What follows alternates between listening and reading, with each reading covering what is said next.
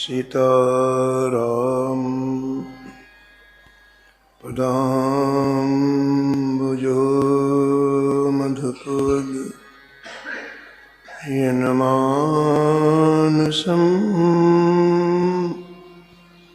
लीयते।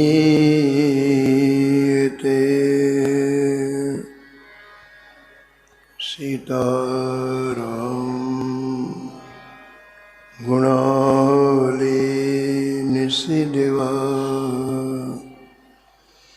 यज्जीवया पीयते।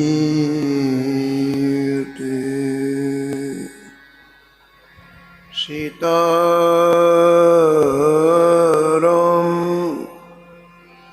विचित्ररूपमनिशम्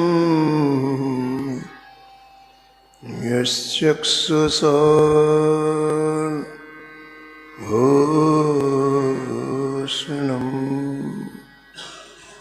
सीताराम सुनाम धामनिरतं तं सद्गुरुं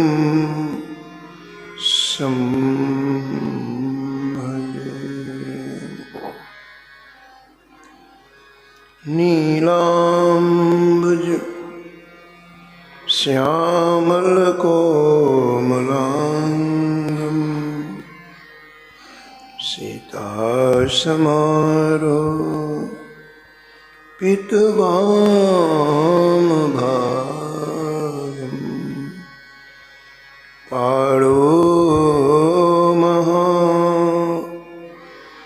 सायकचारुजं नमामि रामं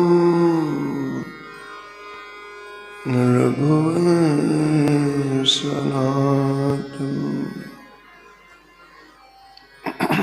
यत्र यत्र रघुनाथकीर्तनं तत्र तत्र कृतमस्तकाञ्जलिं वाष्पवारि परिपूर्णलोचनं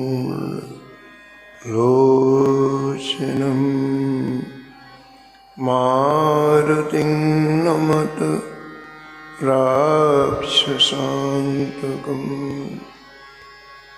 वाञ्छाकल्पतरुभ्यश्च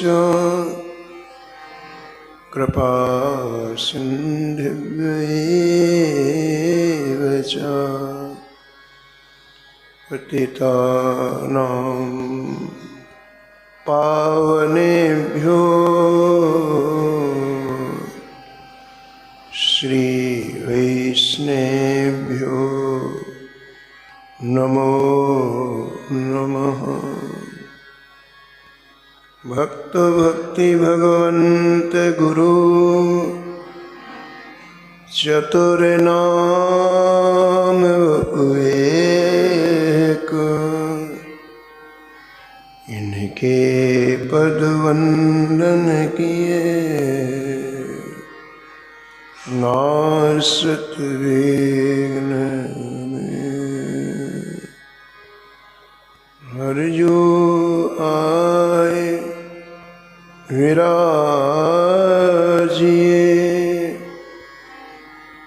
कथा सुनहो इतिहास। तुम श्रोता या मालुके, तुम पद रज मम तुम पीछे जो और हैं, श्रोता हैं रस खान। इनके सकल मनोरथ पूरे ओहु श्री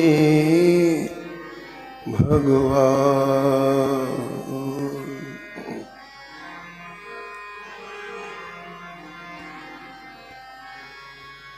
राधे राधे गोविंद गोविंद राधे।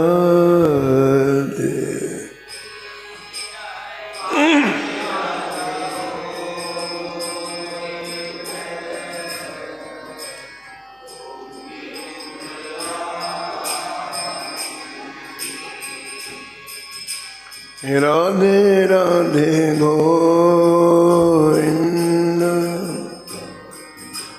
गोविंद राधे।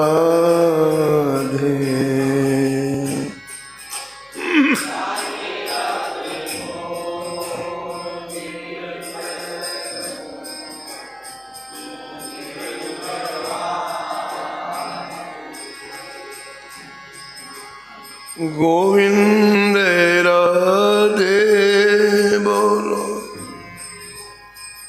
गोपाल राधे।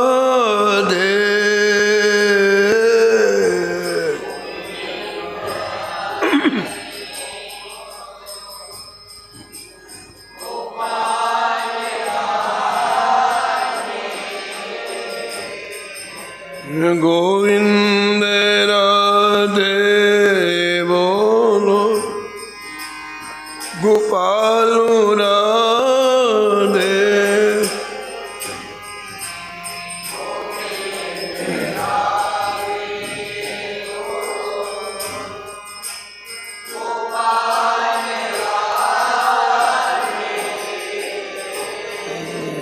राधे राधे गोविंद गोविंद राधे।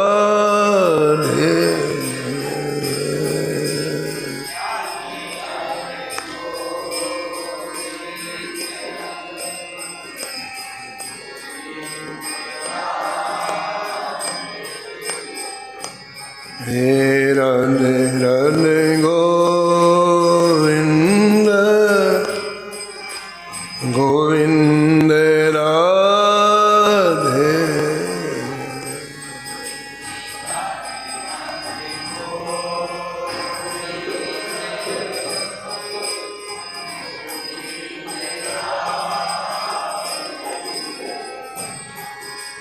गोविंद राधे बोलो गोपाल राधे।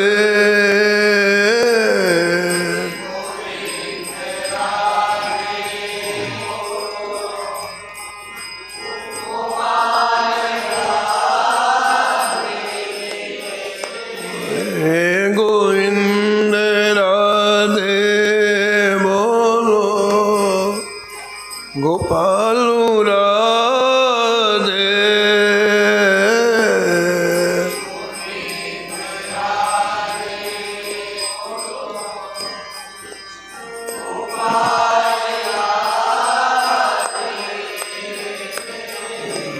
राधे राधे गोविंद गोविंद राधे।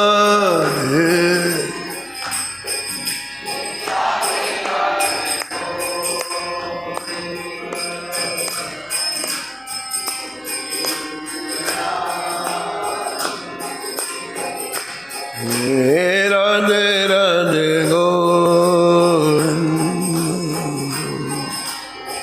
गोविंद राधे।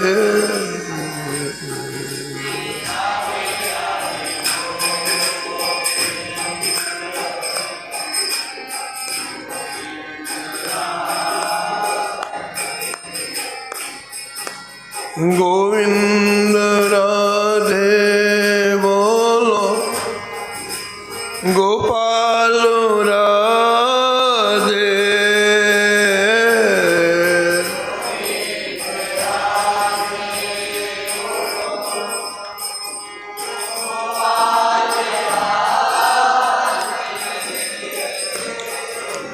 राधे राधे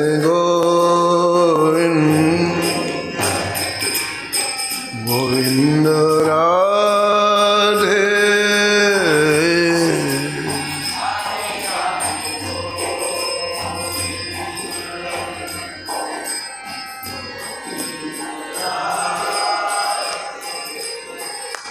हे राधे राधे गोविंद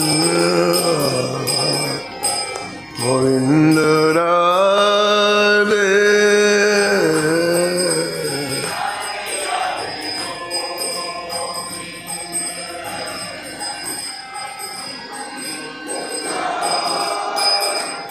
श्री जानकी वल्लभ लाल की, श्री मंगलमूर्ति हनुमान जी महाराज की, सपरिकर श्री भक्तमाल जी की, सब संत भगवान की, श्री स्वामी अग्रदास जी महाराज की, श्री नाभाजी महाराज की, श्री प्रियादास जी महाराज की, श्री वृंदावन धाम की, श्री बांके बिहारी लाल की, श्री राधा वल्लभ लाल की, श्री गिरिराज जी महाराज की, श्री यमुने महारानी की, श्री रामनाम महाराज की, श्री महाराज जी की।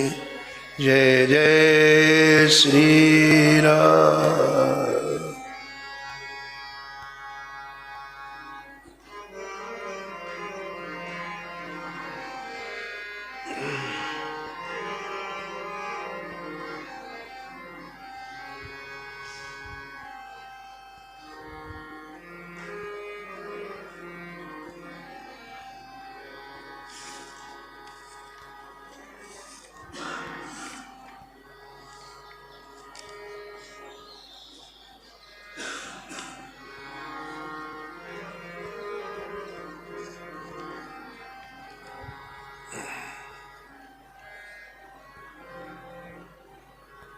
विष्णु स्वामी संप्रदाय दृढ़ो, श्री ज्ञान देव गंभीर मति।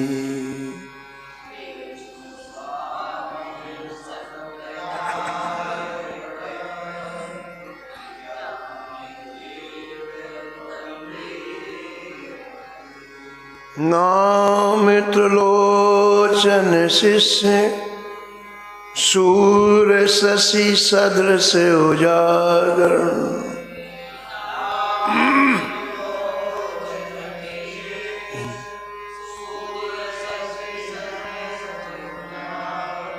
गिरा गंग उन्हार, काव्य रचना प्रेमा।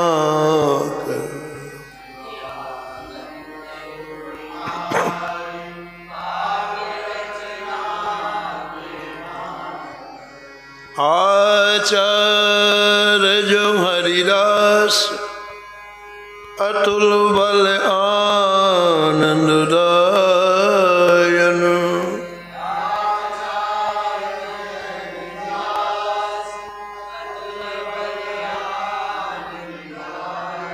तिहि मार्ग वल्लभ विदित प्रथु पद्धति परायण।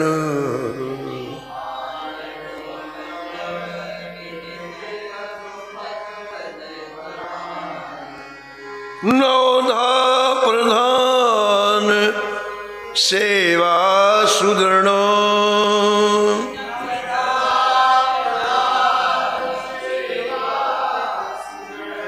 मन बच क्रम हरि चरण रति।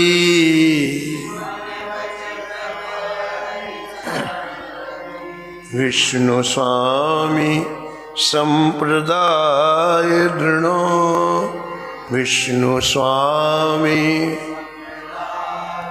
श्री ज्ञान देव गंभीर मति।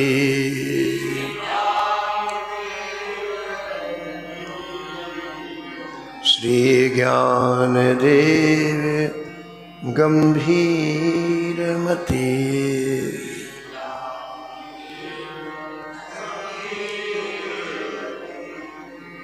प्रातः स्मरणीय परम वंदनीय श्री नाभाजी महाराज परम पावन ग्रंथ श्री भक्तमाल में भक्तों के दिव्य चरित्रों का वर्णन किया है।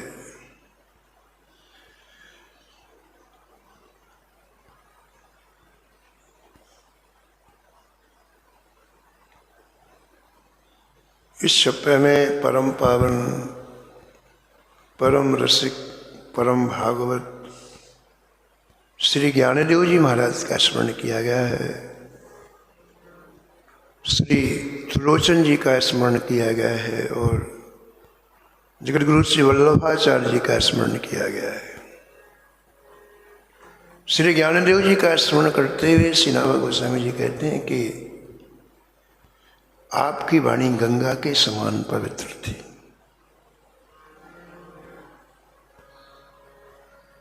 आपकी वाणी से प्रेम का निर्झरण होता था। और तीसरी बात कहते हैं कि आपने अपने संपूर्ण जीवन में अपने पूर्वाचार्यों के बल को अपने जीवन में धारण किया, साधु संतों के बल को अपने जीवन में धारण किया। अपना मैं हटाकर, अपना अहंकार हटाकर संतों को स्थापित किया। इसलिए इतनी कम उम्र में श्री ज्ञानदेव जी इस धारधाम में मात्र 21 वर्ष रहे और 17 वर्ष की आयु में आपने गीता की इतनी सुंदर टीका लिखवाई। अद्भुत टीका है। यद्यपि ये मराठी भाषा में है लेकिन अब उसका हिंदी संस्करण हो चुका है। इसका नाम है ज्ञानेश्वरी। पढ़ने लायक टीका है।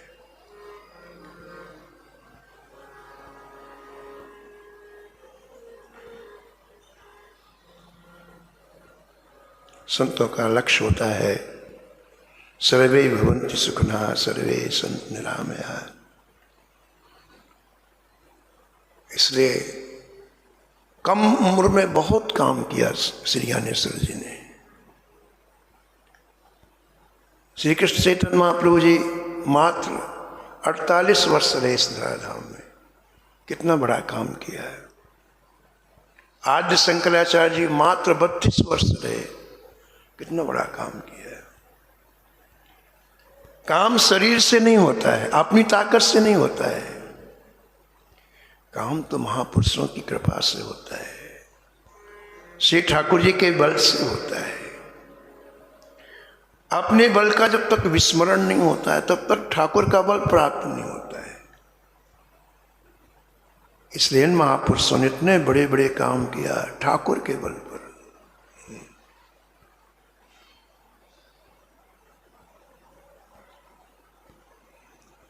कल आपने सुना कि तीर्थ यात्रा करते हुए श्री ज्ञानदेव जी महाराज काशी की परम पावन भूमि में आए हैं और वहाँ एक परम विद्वान श्री मुद्गलाचार्य जी महाराज मणिकर्णिका घाट पर एक महान यज्ञ कर रहे थे। वहाँ ये निर्णय नहीं हो पा रहा था कि सबसे पहले पूजा किसकी की जाए यज्ञ में। एक हाथी की सूंड में माला दे दी गई कि ये जिसको पहना दें तो पक्षपात नहीं होगा। अगर कोई व्यक्ति किसी को माला पहना करके अगर पूजा के लिए निमंत्रित करेगा तो लोग कहेंगे भाई इनके संबंधी थे, परिचित थे, इस दिन की अगर पूजा। तो एक हाथी की सूंड में पुष्पमाला डाल दी गई और उस हाथी ने देखा कि जितने लोग वहाँ यज्ञ का दर्शन करने आए थे, बड़े बड़े विद्वान, पंडित, ज्ञानी, तो माला लेके वो हाथी यूँ घूमा और जहाँ ज्ञानदेव जी खड़े थे उनके ज्ञानदेव जी के गले में माला डाल दी। और उस विशाल यज्ञ में काशी की परम पावन भूमि में अग्र पूजन श्री ज्ञानदेव जी महाराज का हुआ। और ऐसा ग्रंथकार कहते हैं कि इनके आचार, इस संप्रदाय के आचार्य का नाम है श्री विष्णु स्वामी जी। विष्णु स्वामी जी ने प्रकट होकर के श्री ज्ञानदेव जी को संप्रदायिक रहस्य प्रदान किया, शिक्षा दीक्षा प्रदान की, और आप बड़े उल्लास के साथ तीर्थ यात्रा करके वापस पंढरपुर आ गए। आलिंदी गांव में आप निवास करने लग गए, अहरनिश भगवान का चिंतन करने लग गए। एक विचित्र बात है, कहते हैं कि ग्रंथकार की देखो, इनकी आयु भी 21 वर्ष की है, और उन्हीं दिनों महाराष्ट्र में एक बहुत बड़े योगी रहते थे, ताप्ती नदी के किनारे। उनका नाम था श्री चांगदेव। उनकी आयु थी 1400 वर्ष। अब इतनी लंबी आयु तो हजारों शिष्य थे आपके, बड़ी प्रतिष्ठा थी।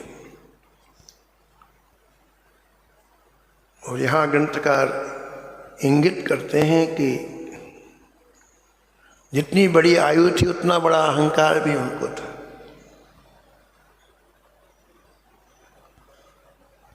भजन में ही शक्ति है कि वो अहंकार को गलित कर सकता है। बाकी अन्य जो विधाएं हैं वो अहंकार को बढ़ाने वाली हैं।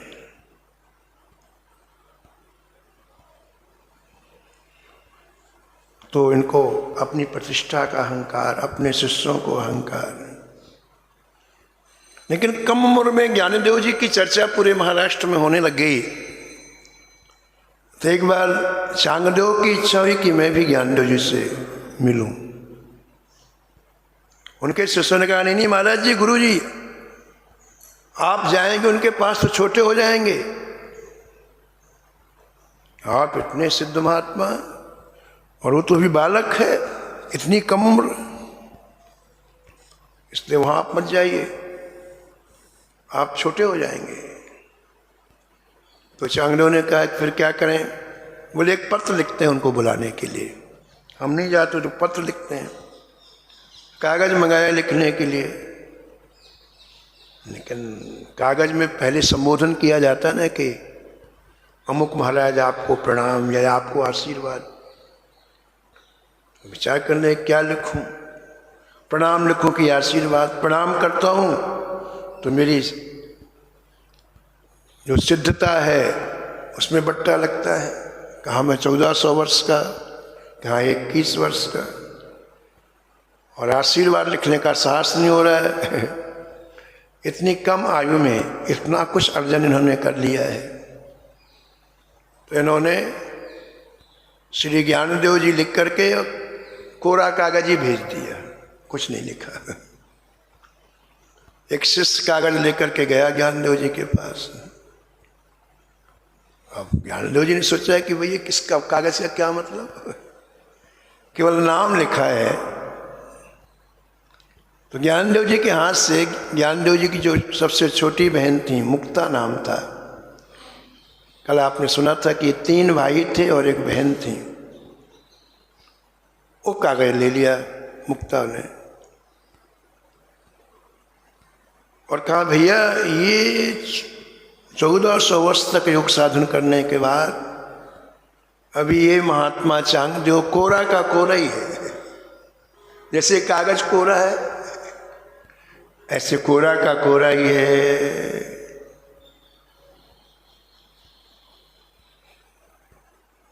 बात अंतरतम हृदय की थी। देखो, बाहरी संसार के किसी वैभव में व्यक्ति फंस जाए और अंतर हृदय की उन्नति ना हो तो कोरा है। हम चाहे लाख वर्ष जिए, चाहे करोड़ वर्ष जिए, लेकिन हृदय को यदि स्पर्श नहीं हुआ भगवान के नाम का, रूप का, लीला का, धाम का, तो जीना न जीना बराबर है। पुराणों में लिखा है कि भगवान का होके 5 वर्ष जिए और भगवत विहीन 5 करोड़ वर्ष जीवन जिए, कोई महत्व नहीं। इसलिए मुक्ता जी ने कहा ये कोरा है। वो जो पत्र लिख करके आया और उस शिष्य के हाथ में श्री ज्ञानदेव जी ने 65 अभंग लिख करके भेजे। अभंग मराठी में अभंग होते हैं, वाणी, संतों की वाणी जो अव्यक्त करते हो पद के रूप में, उनको अभंग कहते हैं मराठी भाषा में। 65 अभंग आपने भेजे ज्ञानदेव जी ने, जिसमें भगवान की भक्ति की महिमा का वर्णन किया गया। वो शिष्य चांगदेव जी के पास पहुंचा,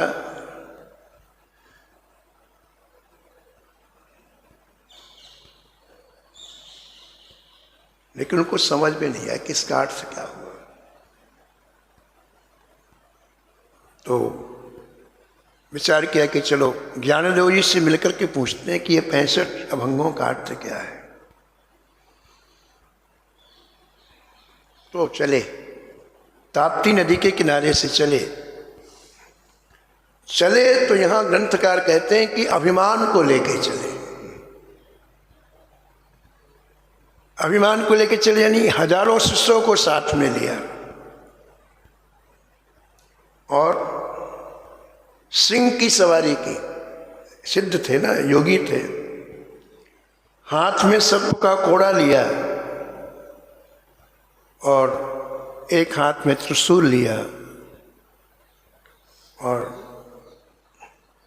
आलिंदी की तरफ प्रस्थान किया। यही अवरोध है। महापुरुषों के पास जाएं तो खाली होकर के जाएं, अपने वैभव का प्रदर्शन नहीं करें, अपने गुणों का प्रदर्शन नहीं करें, नहीं वहां से खाली आना पड़ेगा।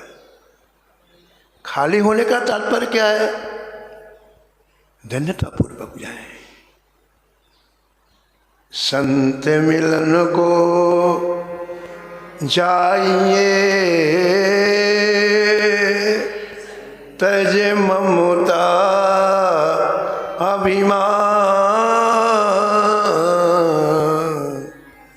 जो जो पग आगे बढ़े, कोटिन यज्ञ समान, कोटिन यज्ञ समान। अपने वैभव का प्रदर्शन करते हुए चांगदेव जी आलिंदी आए। उनके एक दो शिष्य दौड़ते हुए आए श्री ज्ञानदेव जी के पास। कहा, महाराज हमारे गुरुदेव आ रहे हैं आपके पास। प्रातःकाल का समय था, ठंड का समय था, तो घर के बाहर एक दीवार टूटी हुई थी, धूप आ रही थी, वहीं बैठे थे ज्ञानदेव जी। उनकी बहन मुक्ता जी धूप सेवन कर रहे थे। तो बड़े भाई जी ने कहा निवृत्तिनाथ ने कि ज्ञानदेव जी इतने बड़े संत आए, स्वागत करना चाहिए। बोले ठीक है। तो जिस टूटी दीवार में बैठ करके धूप सेवन कर रहे थे, उसी से कहा चल भाई चल चल, उनकी अगवानी करते हैं। तो टूटी हुई दीवार चलने लग गई, चलने लगे। उसमें वो बैठे, वो चल रहे, उधर से सिंह में आ रहे हैं, इधर से इनकी दीवार चल रही है। चांगदेव ने जब ये दृश्य देखा कि एक जड़ दीवार इनके कहने से आ रही है, तो सोचने लगे कि देखो मैंने तो एक सिंह को बस में किया है, तो सिंह तो चेतन होता है, मैंने इस महापुरुष ने तो जड़ को अपने बस में कर लिया है। इसका मतलब है कि इसकी सामर्थ्य अद्भुत है। महाराज सिंह से उतर करके चांगदेव ज्ञानदेव जी के चरणों में पड़ गए और ज्ञानदेव जी ने अनुग्रह करके, देखो अभिमान दूर हुआ ना, जगह खाली हो गई। अगर प्रणाम नहीं करते तो कुछ नहीं मिलता। अभिमान चूर्ण हुआ और संत के चरण में साष्टांग प्रणाम किया। उन्होंने क्या किया? उन्होंने कृपा करके इनके हृदय में भक्ति का संचार कर दिया। भक्ति को की जो भूमि है वो दैन्यता है। जब तक दैन्यता जीवन में नहीं आएगी तब तक भक्ति नहीं आती। इसलिए भगवान को सबसे ज्यादा प्रिय है दैन्यता। यह दरबार दीन को आदरो,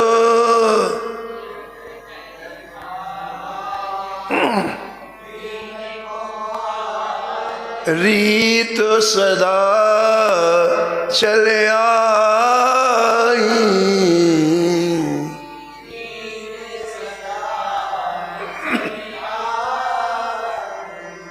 दीन दयाल दीन तुलसी की, दीन दयाल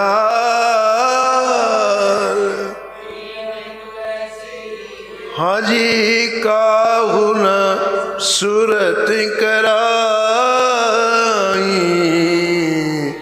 काहू न सूरत कराई।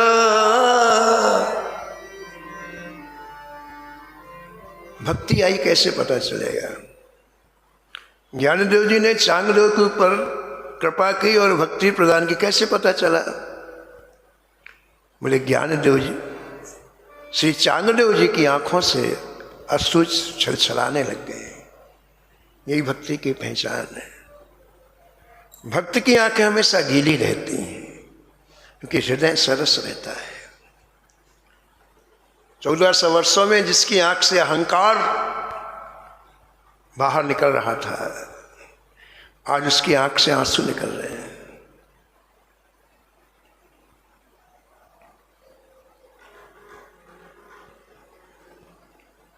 हाथ जोड़ के प्रार्थना किया चांगदेव जी ने कि आपने जो 65 अभंग लिखे हैं, मैं इसका अर्थ पूछने के लिए आया हूं।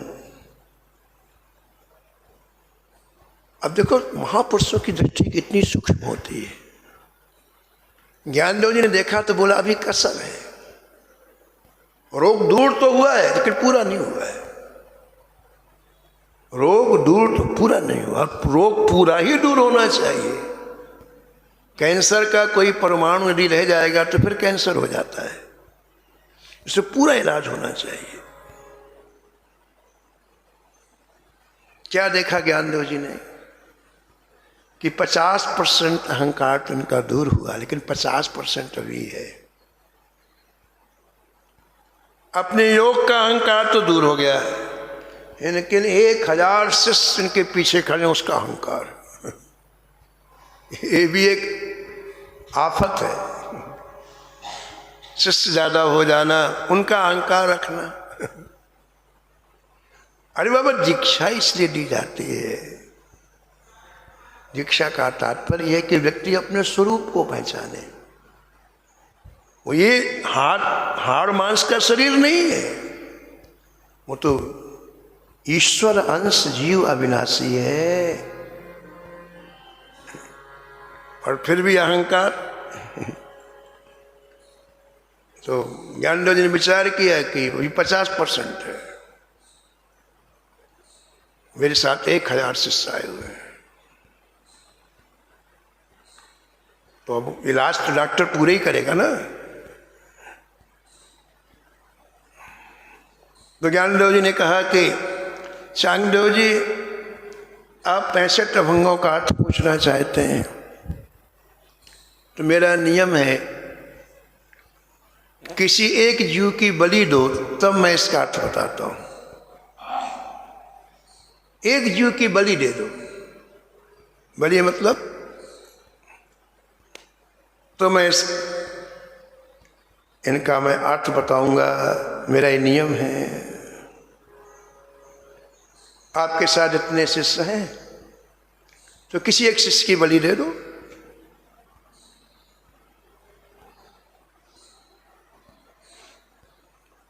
चांग ने कहा, हमारा हजारों शिष्य मेरे। पीछे मुड़ करके देखा और कहा, भाई एक व्यक्ति आगे आ जाओ, बलि देना है, मुझे इन 65 अभंगों का अर्थ पूछना है।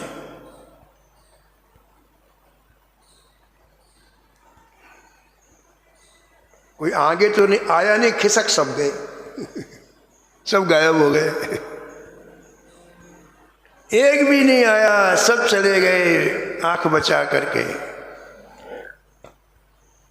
तो चांगदेव का अहंकार गया, जिन्हें मैं अपना मानता था अहंकार चला गया। चांगदेव जी ने कहा, महाराज आप मेरी बलि ले लो। मैंने बलि देने को कहा है, आप मेरी बलि ले लो। ज्ञानदेव जी ने कहा, बड़ी अच्छी बात कहा तुमने, मुझे तुम्हारे शरीर की बलि नहीं चाहिए, तुम्हारे अहंकार की बलि चाहिए। तुमने अंदर अहंकार को संजो रखा है, वो अहंकार की बलि दे दो मुझे, तुम्हें फिर 65 अभंगों का अर्थ समझ में आ जाएगा। कहते हैं श्री ज्ञानदेव जी ने अपनी बहन मुक्ताबाई को संकेत किया कि तुम समझाओ 65 अभंगों का अर्थ, और मुक्ताबाई ने उन 65 अभंगों का अर्थ चांगदेव को समझाया है। इस तरह से महाराज संत ने एक बहुत बड़े योगी के जीवन को पावन बना दिया, पवित्र बना दिया, भगवान से जोड़ दिया। बड़ी चांगदेव के शिष्य बनने के बाद बहुत बड़ी मान्यता होगी ज्ञानदेव जी की। छोटी सी आयु, 21 वर्ष की आयु, अब तो संसारी लोगों का तांता लग गया। विविध प्रकार की कामनाओं की पूर्ति करने के लिए महाराज चारों दिशाओं से लोग आने लग गए। ज्ञानदेव जी ने कहा, अब ठीक नहीं है, अब यहाँ रहना ठीक नहीं है। बहुत ज़्यादा लोक मान्यता, जय जयकार, प्रशंसा महाराज भक्ति को सुखा देती है। इसलिए जितने महापुरुष हुए इससे बचे हुए अपने जीवन में। लोक मान्यता अनल सम कर तप कानन दाव, भक्ति रूपी पूंजी को जला देती है। आपने निश्चय किया कि अब मैं समाधि लूंगा, अभी 21 वर्ष की आयु है, आप आलिंदी से चले, पंडीनाथ भगवान का दर्शन किया और अपनी इच्छा प्रकट की पंडीनाथ भगवान से। भगवान के नेत्र सजल हो गए। भगवान के जो प्रेमी होते हैं, भक्त होते हैं, भगवान कितना चाहते हैं, लेकिन मौन स्वीकृति दे दी। आलिंदी के एक स्थान था जहाँ एक वृक्ष था, आजान का वृक्ष था। एक सुंदर गुफा तैयार की गई।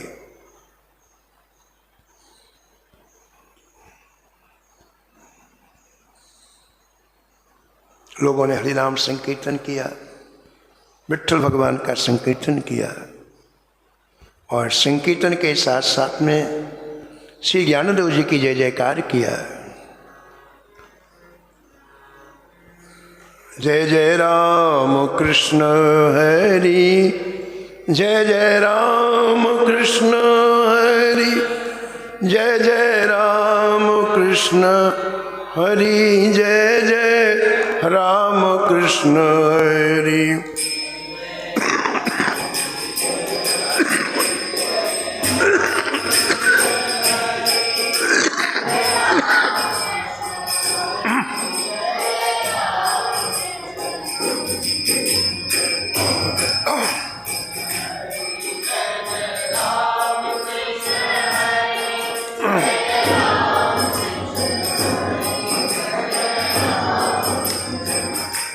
जय जय राम कृष्ण हरि, जय जय राम कृष्ण हरि,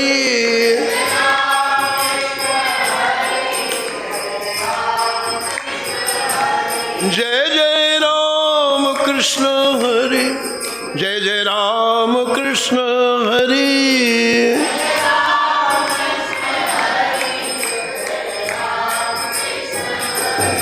जय जय राम कृष्ण हरि, जय जय राम कृष्ण हरि, जय जय राम कृष्ण हरि, जय जय राम कृष्ण हरि।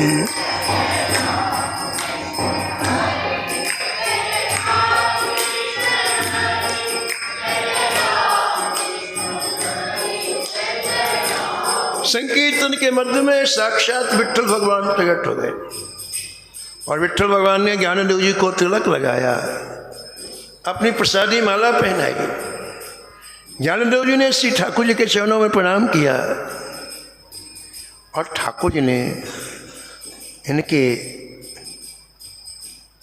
पिता की सराहना की, इनकी माँ की सराहना की, जो ऐसे पुत्र रत्न को उत्पन्न किया। रुक्मणी ने इनकी माता की सराहना की और नामदेव जी साथ में है, एक सुंदर पद की रचना की है नामदेव ने। सबको प्रणाम करके ज्ञानदेव जी समाधि में जैसे प्रवेश किया, लोग आर्त होकर करुण क्रंदन करने लग गए।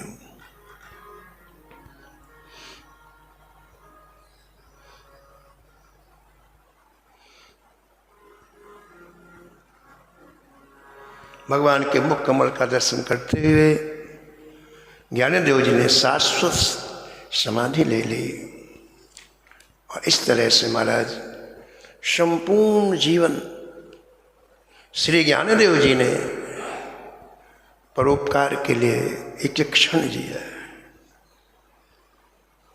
ऐसे ज्ञानदेव जी के चरणों में कोटि सा वंदन, कोटि सा प्रणाम करते हुए हम लोग उनसे प्रार्थना करें, जैसे आपने इतने कम जीवन में इतना महान कार्य किया, ऐसी कृपा दृष्टि रखें, अनुग्रह रखें हम लोगों के ऊपर। हम भी इस जीवन का सदुपयोग करें। देखो समय किसी के लिए रुकता नहीं है, बड़ी तेजी से जा रहा है, और जिसने इस समय का सदुपयोग कर लिया, जीवन का सदुपयोग कर लिया, श्री महाराज जी कहते थे मथुरा राज में, उसने बाजी मार ली। समय का सदुपयोग क्या है बताओ आप? ठाकुर जी के साथ जीवन जीना, ठाकुर जी से अलग हमारा एक क्षण भी ना जाए, पल भी ना जाए, और ठाकुर की प्रसन्नता के लिए जीवन जीना। किसी संसारी व्यक्ति की प्रसन्नता के लिए कोई कार्य नहीं करना है। सुबह से शाम तक एक ही लक्ष्य रहे, इस कार्य से हमारे ठाकुर जी प्रसन्न होंगे कि नहीं। हमारे वृंदावन के स्वामी श्री अखंडानंद जी थे, उन्होंने लिखा है अपने बारे में कि मैंने जीवन में जितने कार्य किए, तो कार्य करने के पहले मैं सोचता कि यदि मैं ये कार्य करूंगा तो पूज्य भाई जी क्या सोचेंगे, श्री हनुमान प्रसाद पोद्दार जी क्या, वो मैंने मापदंड बनाया। मेरे इस कार्य करने से भाई जी क्या सोचेंगे। ऐसे हमारे भी प्रत्येक कार्य का मापदंड श्री ठाकुर जी हो। मनमानी कार्य नहीं, किसी की नकल भी नहीं, किसी की देखा सकी नहीं, क्योंकि अगर हम यही करते रह जाएंगे तो जीवन यूं चला जाएगा कपूर के शरीर के। अब तो निर्णायक जीवन जीना है। एक भरोसो, एक बल, एक आस विश्वास, राम रूप स्वाति जलद चातक तुलसीदास। ऐसे श्री ज्ञानदेव जी के चरणों में बार बार कोटि सा प्रणाम, कोटि सा वंदन। भक्तमाल के टीकाकार श्री प्रियादास जी महाराज अगला चरित्र वर्णन करते हैं श्री परम भक्त त्रिलोचन जी का। भई उभय शिष्य नामदेव श्री त्रिलोचन जू। भय उभय शिष्य नामदेव श्री त्रिलोचन जू। सूर ससनाई कियो जग में प्रकाश है।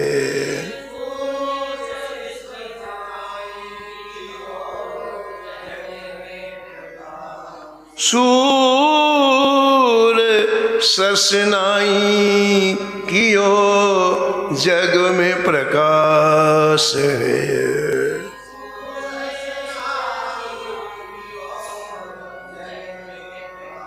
नामा की तो बात कहे आए सुनो दूसरे की।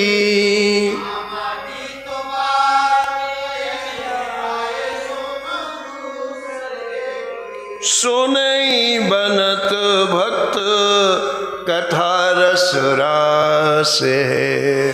सुनत बनत भक्त कथा रस रास है।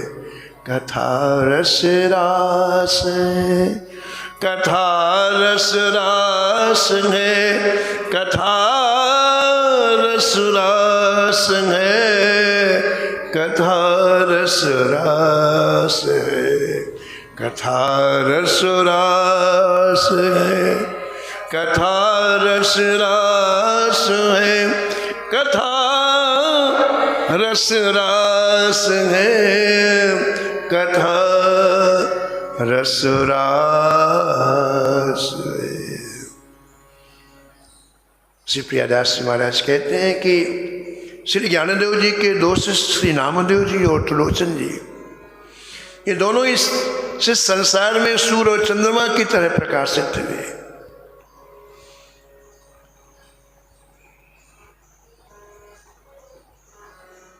नामदेव जी का चरित्र पहले वर्णन हो चुका है और त्रिलोचन जी के चरित्र के बारे में कहते हैं कि ये प्रेम रस से परिपूर्ण चरित्र है, सुनने में अति प्रिय लगता है।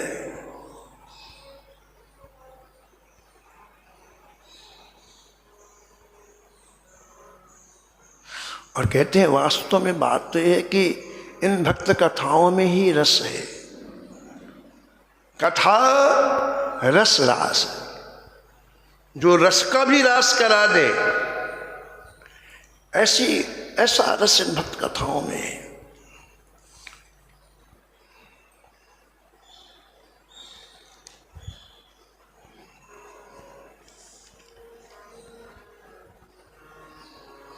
परिचय देते हैं, श्री त्रिलोचन जी का परिचय देते हैं। उपजे बनिक कुल सेवकुल अच्युत को,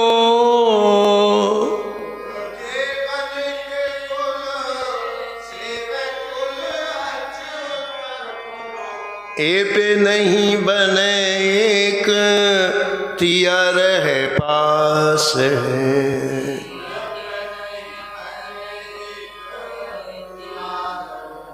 तिया रहे पास है। तिया रहे पास है।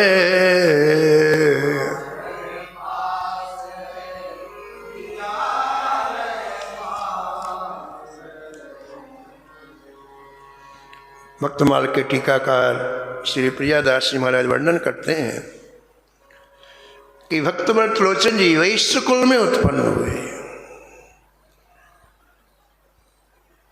लेकिन इनकी सबसे बड़ी विशेषता थी कि जीवन के प्रारंभिक क्षणों से इन्होंने अच्युत कुल परम वैष्णव की सेवा की। अच्युत कुल का तात्पर्य जिनका कुल अच्युत हो गया है। अच्युत माने भगवान, जो भगवान के कुल में हो गए।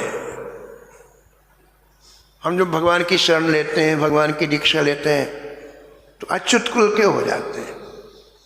अब भगवान के कुल के हो, अब हमारा कोई अलग से कोई अस्तित्व नहीं है। भगवान के अस्तित्व में हमारा अस्तित्व विलीन हो गया। तो श्री त्रिलोचन जी की जो विशेषता ये थी कि आप वैश्य कुल में उत्पन्न होते हुए भी आपने पूरा जीवन विष्णु की सेवा में लगा दिया।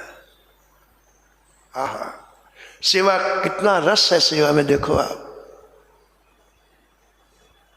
कहते हैं आपके घर में आप थे और आपकी पत्नी थी, एक तिया रहे पास है,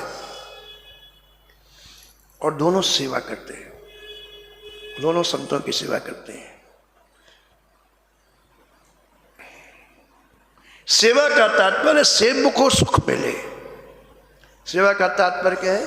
सेव्य को सुख मिले। सुबह से शाम तक आप संतों की सेवा में लगे रहते, लेकिन जब रात्रि में विश्राम करते तो हृदय से आवाज निकलती कि जैसा सुख देना चाहिए वैसा हम संतों को सुख नहीं दे पाते।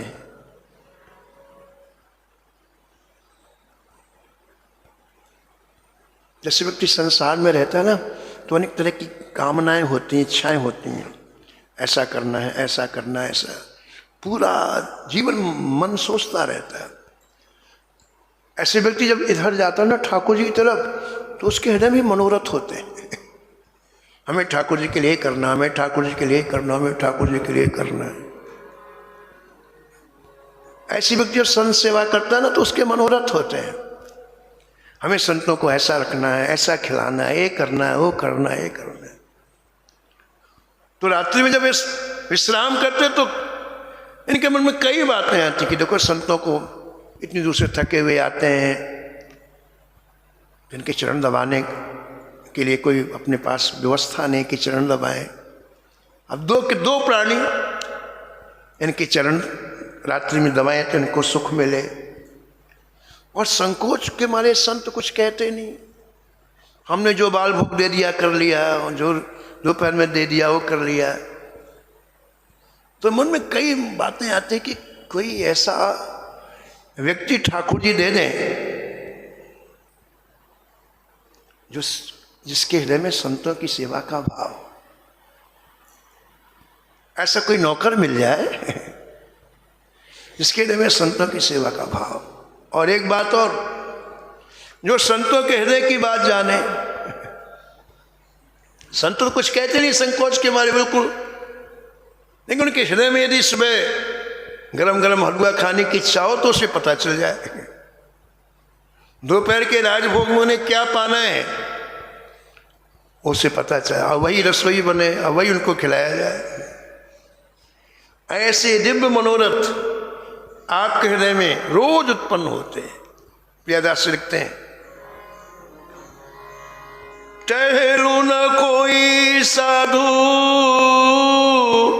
मन ही की जान ले, तो टहलू न कोई साधु मन ही की जान लेते, यही अभिलाष सदा दासन को दास है, यही अभिलाष सदा दासन को दास है, दासन को दास है, दासन को दास है, दासन को दास है, दासन को दास है, दासन को दास है, दासन को दास है, दासन को दास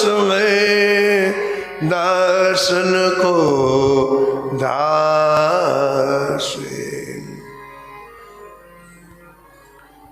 संतों कहने की बात को जानने वाला कोई मुझको भली बात नौकर मिल जाए और उनकी इच्छा जान करके उनकी सेवा हो तो उनको सुख मिले। मैं तो इन संतों के दासों का दास हूं, हे ठाकुर जी कोई ऐसा नौकर उपलब्ध करा दो जिनको संतों को और सुख मिले, और सुख मिले।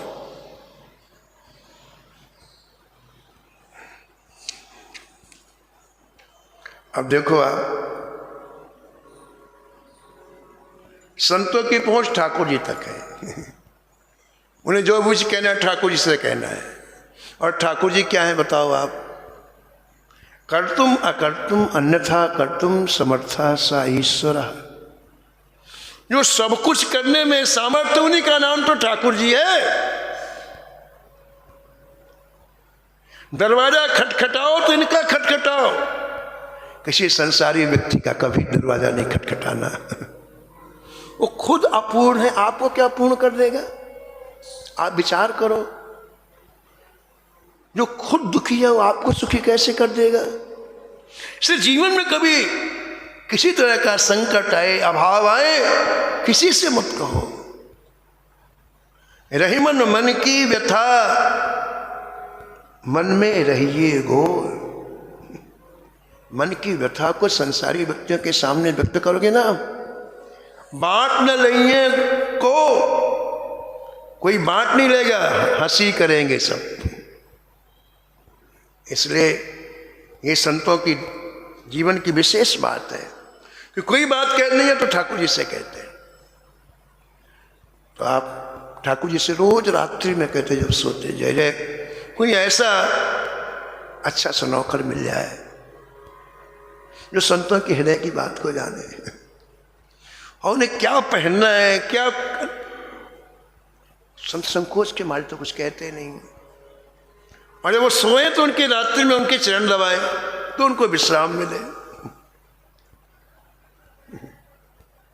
भगवान ने सोचा भाई ऐसा तो मैं ही हूं जो लोगों के हृदय की बात को जानूं। कोई व्यक्ति दूसरे के हृदय की बात को नहीं जान सकता। अंतर्यामी ठाकुर जी हैं। अंतर्यामी जो हृदय में ठाकुर जी रहते हैं। और भक्त तो रोज कह रहा है तो ठाकुर ने कहा चलो भैया चलो, अपनी चलते नौकर बन करके। राम सदा सेवक रुचि राखी,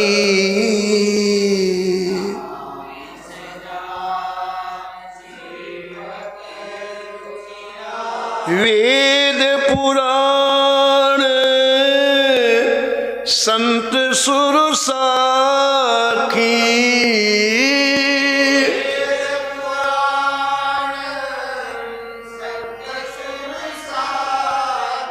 वेद पुराण संत सुर साखी, वेद पुराण संत सुर साखी, संत सुर साखी।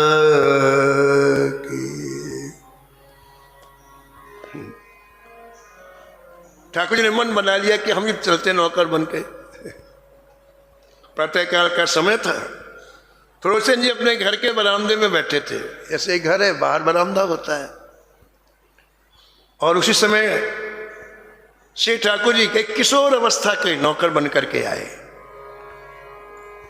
किशोर अवस्था नहीं, 12-13 वर्ष की आए।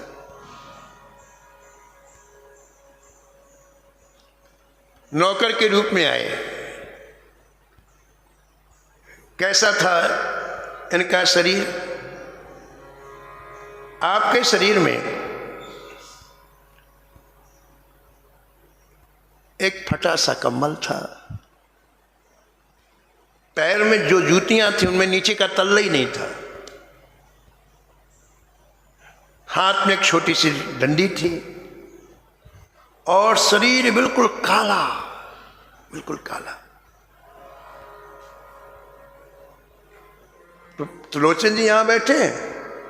ये मार्ग है, घर के सामने से तो मार्ग होता है, सड़क होती है, मार्ग होता है। तो ठाकुर जी इधर से उधर जाएं और उधर से इधर आए, यहां से उधर तक चले जाए, फिर लौट के फिर आए। 1 बार हुआ, 2 बार हुआ, 3 बार हुआ, 4 बार हुआ। तो ने कहा भाई ये पूछना चाहिए कौन व्यक्ति है, आता है जाता है बार बार, कौन है?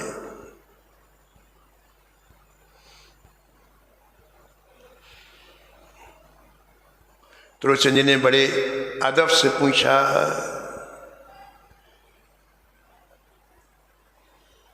आप कहां से पधारे?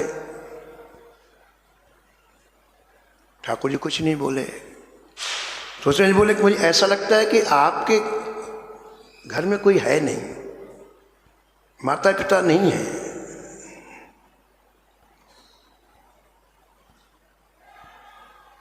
तब भगवान बोले।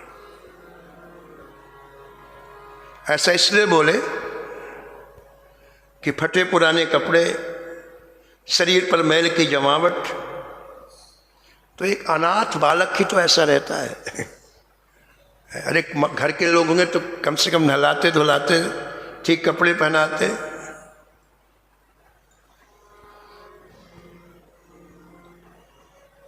भगवान ने कहा कि बिल्कुल आपने ठीक कहा, मेरे कोई ना माता है ना पिता है, तो कैसे घूम रहे हो? तो ठाकुर जी ने कहा, मालिक काम की तलाश में घूम रहा हूं,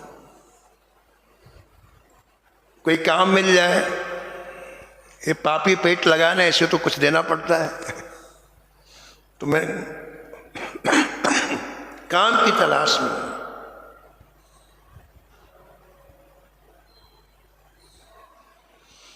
तो तुलसीचंद जी को याद आ गया कि इससे पूछ ले कि शायद संतों की सेवा करे तो काम बन जाए अपना। तुलसी ने कहा कि क्या काम करते हो आप? भगवान ने कहा कि क्या काम कराओगे आप? काम तो कही है, तुम क्या कराओगे? तो तुलसी ने कहा कि संत सेवा कर सकते हो।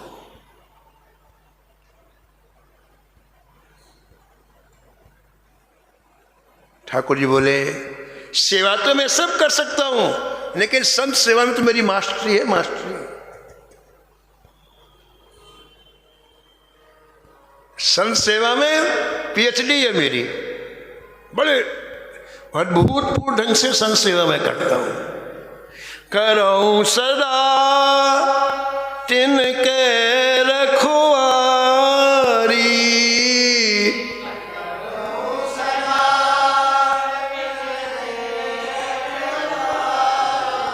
करो सदा तिनके रखवारी,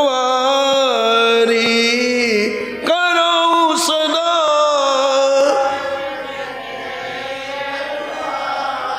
जिम पालक राखे महतारी, जिम बालक राखे महता।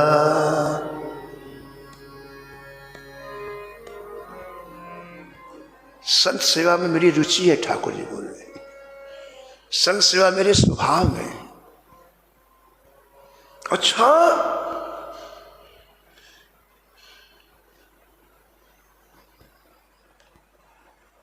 और मालिक एक बात और बता दूं कि चाहे 1000 संत हो, चाहे 5000 हो, मैं अकेले सबकी सेवा कर लेता हूं। मुझे किसी की सहायता की आवश्यकता नहीं है। चाहे 100 हो, चाहे 1000 हो, मैं अकेले संत। और मालिक सुनो, संत जो पाना चाहते मैं वो बना देता हूं। अपनी उनकी रुचि क्या है? एक साथ यदि संतों की अलग अलग रुचि हो तो अलग अलग भोजन उनके पास पहुंचता है। अरे त्रिलोचन जी खुश हो गए, यही तो मैं चाहता था। वो तो बड़े काम का आदमी भाई, और रोम रोम खिल गया त्रिलोचन जी का। बोले भैया लेते क्या?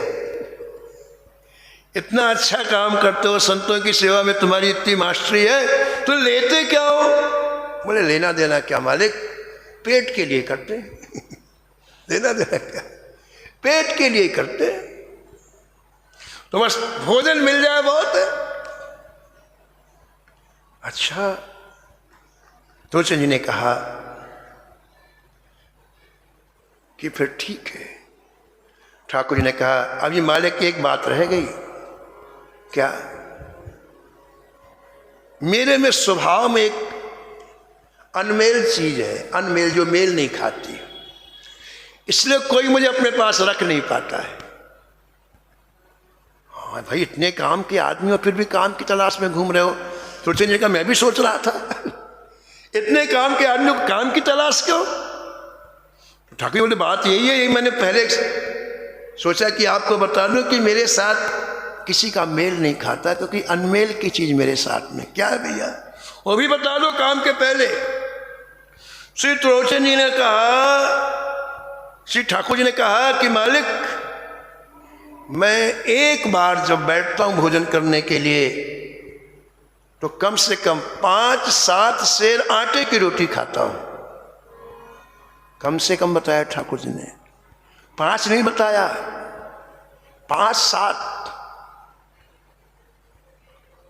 5-7 बताया। क्यों बताया 5-7? कि 7 सेर तैयार रखो, 5 से थोड़ा थोड़ा तृप्ति होती है, 7 में पूरी होती है। इसे 5-7 शेर बताया। प्रियदास लिखते हैं,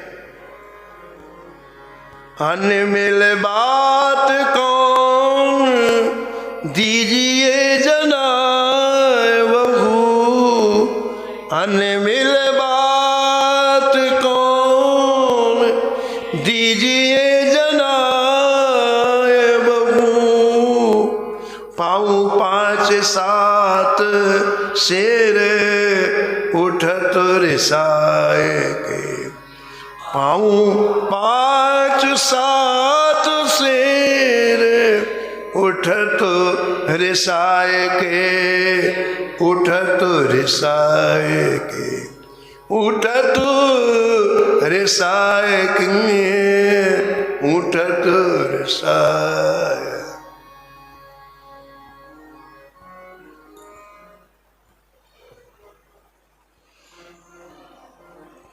तो लोग नाराज हो जाते हैं, फिर मुझको नहीं रखते हैं, क्योंकि मैं 5-7 शेर आटे की रोज रोटी खाता हूं।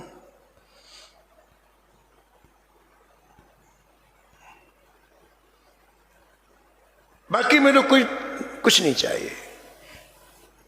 मैं जितनी मेहनत करता हूं उतना भोजन कर लेता हूं, बस, बाकी मुझे कुछ नहीं चाहिए।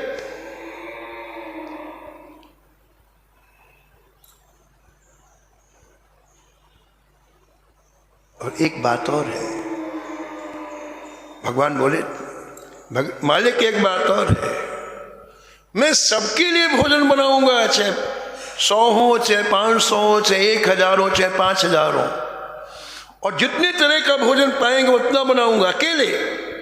लेकिन मैं भोजन वहां नहीं करूंगा, अपना बनाया हुआ भोजन मैं नहीं करूंगा। मुझे भोजन तुम्हारी पत्नी बना के रोज देगी, तब मैं आ रहूंगा, नहीं रहूंगा। रोज मेरे लिए भोजन कौन बनाएगा? तुम्हारी पत्नी। और मैं हजारों के भोजन बना लूंगा, अपना बनाया भोजन मैं नहीं पाऊंगा, संतों को पाऊंगा। लेकिन आप स्वयं जब मैं भोजन करूंगा तो तुम्हारी पत्नी बनाए रोटी और मैं भोजन करूंगा। तो जी ने कहा, भैया रुको, थोड़ा पत्नी से पूछ लो, जिसको भोजन बनाना है वो हाँ करेगी तो मैं। तो त्रिलोचन जी पत्नी से पूछ लेंगे, अब कल ही आएंगे, समय हो गया है, कल आएंगे वापस, तब आगे कथा। बोलो भक्तवत्सल भगवान